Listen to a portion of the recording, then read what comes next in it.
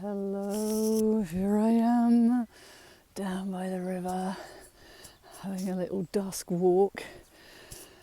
It's a Sunday and I often refer to my Sundays when I can as being sacred, like giving myself time to just do what I feel like I want to do rather than what I have to do.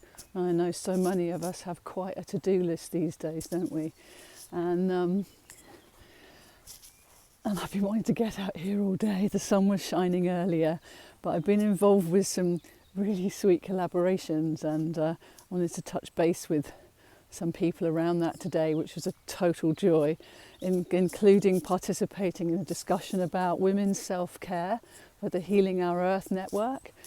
And my goodness, the wisdom that is coming through, just really simple wisdom about, practical ways to self-care and to keep reminding yourself that it is actually the most important thing that we can do before we take care of anyone else, is to take care of ourselves, and that we need to keep reminding each other because we need to remind ourselves, because we're kind of all wired to take care of other people mainly, aren't we? It's what we got praised for when we were growing up, well, a lot of us anyway. So fascinating. So I thought, self-care, I need to get down by the river, and I wanted to touch base with you around, oh my goodness, there's a heron.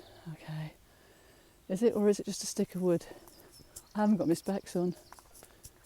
Might be a stick of wood unless it flies off. If it flies off and it's a heron. Quite see. Anyway, I'll be very gentle. Yes, I think it is.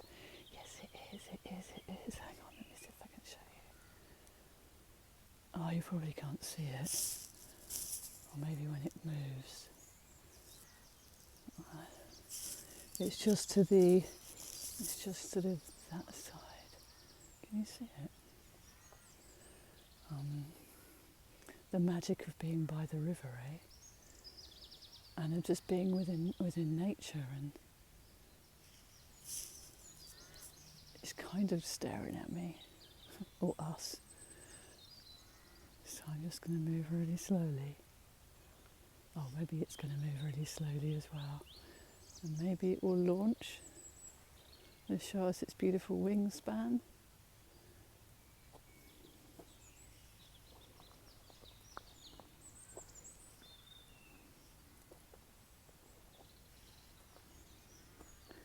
Or maybe it's like looking for food.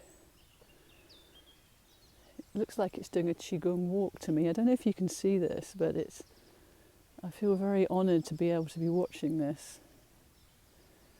And it's at dusk as well, which I appreciate isn't always the easiest light to see. So I'm doing a few white crane moves here with my other hand. See if that will encourage it to take flight. And if not, it's just enjoying this peaceful scenery of the... Well, it would be peaceful if I was quiet, wouldn't it? And oh my goodness, the bird song. Yes. And the dogs. And then there's people coming. It's like, yes. I think that bird is doing its evening meditation, quite honestly, which is just beautiful, so beautiful. So, it just dove for something. Obviously, it was watching for some fish and not being distracted by her on the other side. Anyway, being nattering away. And coming into balance. So, because we're near the equinox, aren't we? And wherever we are in the world, the equinox is occurring, whether you're going from spring, in the spring equinox or the autumn equinox, it's still that balanced time between the day and the night. And it's just a perfect time to come into your balancing practices and to remember, oh, hang on, people coming. So I might just go a little bit quiet for a moment and let you see more of the river. There we go, look at that. This is helping you to balance then, isn't it? It's by being here now.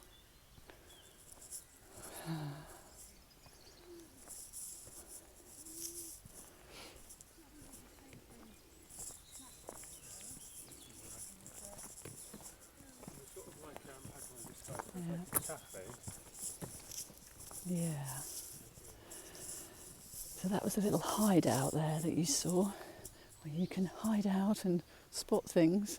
But I think this whole just walking mindfully and carefully and being part of nature when you come into nature is all part of the balancing act that we can embody when we let ourselves. So coming back to balance, you know, with everything that's going on at the moment, it's like, how do we find our balance? How do we nurture that so that we're able to return to it whenever we need, whenever we feel we're being pulled off? And know that, well, what's brilliant is that we're all wired for balance, you know. Every single cell in the body has got a balancing act going on all the time, hasn't it? It's dealing with, you know, fluid and waste and nutrients, and the whole of our system is wired for balance. I don't know if that's why balance feels a little bit boring, because it's neither one way or the other. I'm going to take a deep breath now.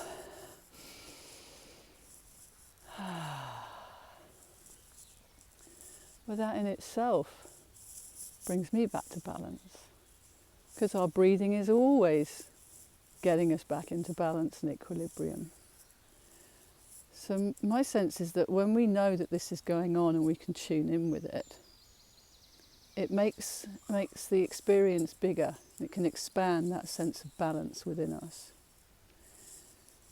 And to do this on the equinox or around the equinox, oh, for goodness sake, at any time you can come in to do your balance practice, but at equinox time, yes, that enhances it. And when you get a feeling of what it feels like to be balanced, that feeling can call you back again and again and again, because you know it to be true. You know it to be true at your centre, at your core. You know what? I'd like to go beyond balance. The ever energy explorer that I am. Beyond balance. What do you mean, Clara? Well, I know who's aware of Rory Duff's work, and with the harmony lines and the earth, and that working with the harmony energy either side of the equinoxes and solstices, and how that is now increasing in time, and saying that it's 20 days either side at the moment, but by the early next year it will be constant. And you know what, I think that is connecting in with all of us, because the more of this self-presencing, balancing, self-kinding, compassionate, multidimensional care that we're all getting more into doing now. So I'm just traversing a large amount of mud. Look at that puddle. Oh yeah, should have worn me wellies. Harmony is the next stage up from balance. Because you think balance is what? Balancing in and out, up and down. But harmony has got this beautiful flow. You know how much I love this infinity flow, this harmony flow. And I'll tell you a little story about how when I first started to do this, it was back in the 90s. And it was one of the practices that was taught by both of my Qigong teachers.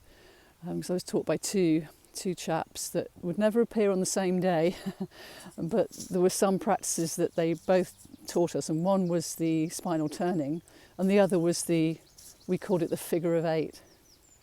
And so it just stayed with me as a fundamental part of my practice. And being also a Reiki practitioner, I found that bringing in that harmonic flow around people's feet a lot to balance left and right, but also bring it into any areas of stagnation within their system, it really helped to clear and move that on. So again, I found that fascinating. And oh, that's nice, isn't it? Oh, we'll have a bit of that.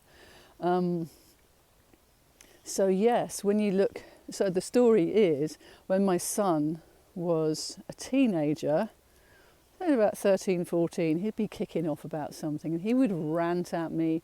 Oh my goodness, he would rant. And I'd know it was his hormones and I was trying not to take it personally. But there were times where you just think, oh my goodness me, what can I do to break this, this chain of like perpetual at your mother business? And my treatment room, which I called my rose room, was next to the kitchen where we used to live in the New Forest. And I knew that if I could just get in there with my crystals, and it was this dusty pink colour, and it was just like would calm me down. And so he was ranting at me about something, and I managed to get into the rose room, and I closed the door, and I leant back on the door, and he was on the other side going, and another thing, and all that stuff.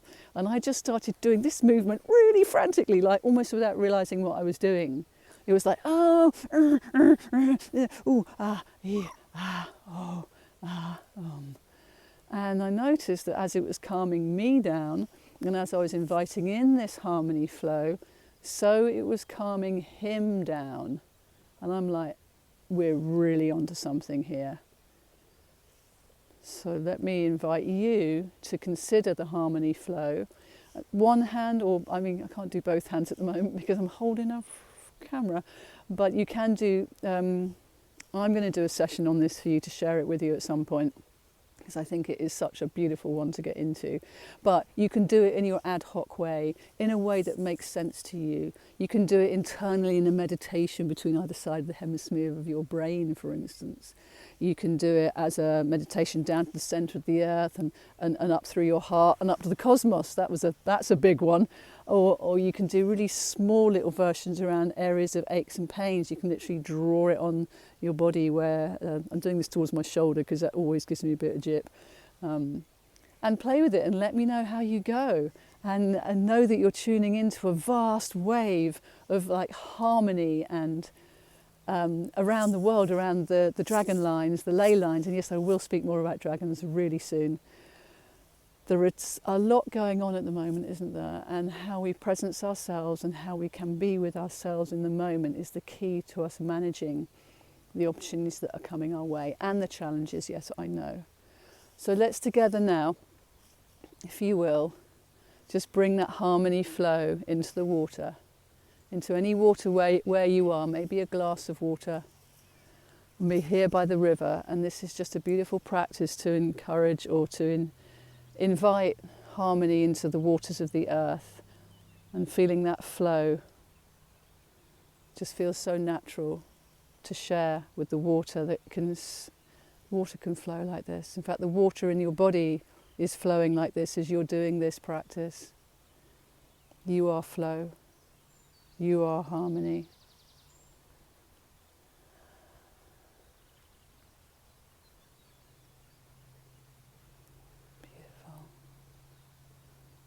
And then just bringing it into stillness, into that still point at the center, what you were doing, and just recognize that 0 point of being.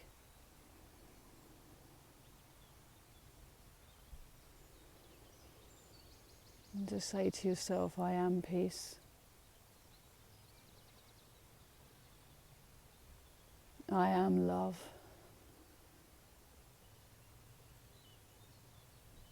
I am harmony.